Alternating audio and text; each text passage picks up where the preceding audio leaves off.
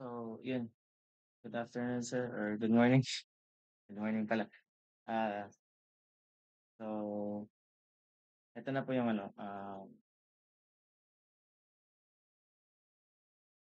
Panning tree protocol na may kasamang ah, inter-VLAN and then yung routing. Ayan, sir. So, ah, paano nga ba nagawa yung routing natin? So, first muna, sir, gumawa tayo ng configuration sa mga IP addresses natin na pinaglalagay dito sa mga PC na 'to. So, ano nga ba yung nilagay natin dito? Yung 192.168.10 para sa VLAN 10, ayan siya. So, etong color blue na 'to, sir, VLAN 10 siya, and then etong color pink na 'to is VLAN 20. So, ayan, VLAN 20 siya, sir. So, yung connections natin, dito natin siya in-encapsulate. So, gamit tayo ng encapsulation para sa ating VLAN 10, para dun sa VLAN 20. So, yung para sa VLAN 10 natin, ginamit natin ito na IP address 192.168.10.1. And yung sa VLAN 20 natin, we have the 192.168.20.1. Ayan. So, ano pa ba? Yung sa configuration ng switch natin, ayan. As you can see, sir, tiningnan ko dito yung spanning tree protocol ko. Ayan siya. Yung spanning tree protocol natin sa VLAN 10, we also have the VLAN 20. Ayan. Para sa VLAN 20 natin nakalagay siya. Ayan yung ating spanning tree protocol. Pati yung VLAN 10 nandiyan din. Pati yung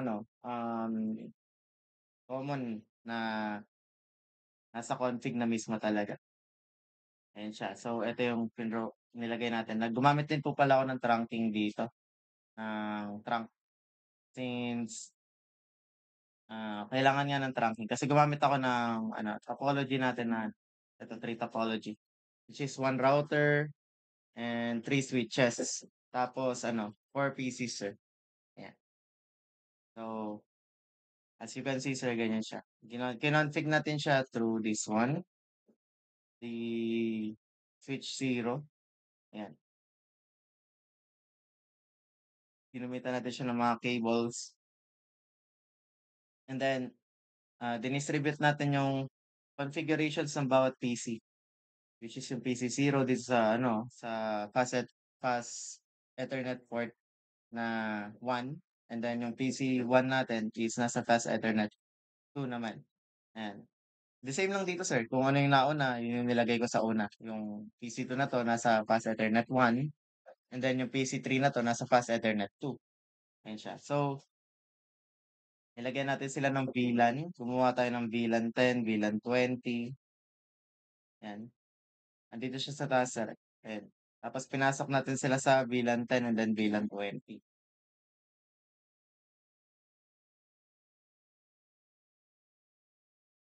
Ayan, as you can see, sir, nilagyan natin sila sa VLAN 10 and then VLAN 20, ayan.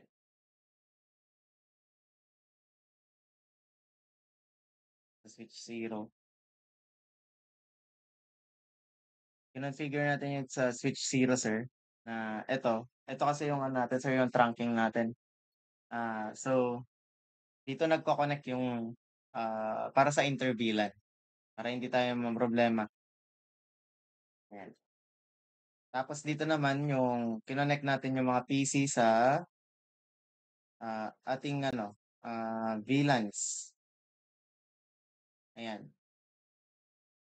Medyo nawala na since ayan siya, switch port access VLAN. Kasi ginawa ko dito, sir, nag-trunk pa ako ulit para sa yung VLAN natin. I mean, oo, tama.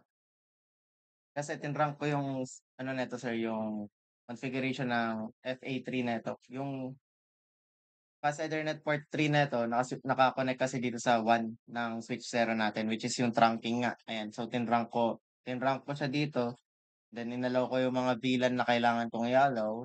Ayan. So inopen ko yung spanning tree protocol natin, ayan yung VLAN 10. Ayan din yung sa VLAN 20. Ayan. Same lang yan nandito sir. Nandito sa kabila. Ayan. Inopen ko sila. Ayan. Tapos kapag isa-show din natin yung spanning tree protocol.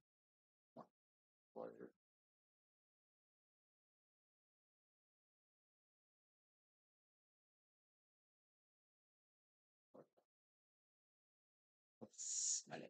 Ano nga yun? Ayun, show spanning tree pala, sorry. So, spanning tree. Ayan. Ayan pa rin. Yung VLAN 10 at saka VLAN 20 natin is lalabas. Ayan sila. VLAN 10, VLAN 10, then yung VLAN 20. Ayan po sila. So, ayun. And kinonfig ko na rin po pala sila niyan bago inuna ko pong i-config tong mga configurations na to. Para dito, hindi na ako mamroblema kung ano pa yung ilalagay ko dito sa ating router. Ayan siya. Yung mga VLAN nila, pati yung testing. So, test natin sila sir kung gumagana, nagko-connect ba? Delete muna natin itong Ito. Nung try mo natin yung sa loob ng isang switch, successful. Ayan. Try natin yung sa labas, yung sa another switch. Ayan. Successful din sir. Ganun din sa iba. Ayan. Successful pa rin yan sir. Delete natin. Tapos, try natin tong isa dito. Successful. Ayan. Then, ito pang isa dito. And then, successful ulit sir. Ayan siya. So, yun lang po. Thank you po sir.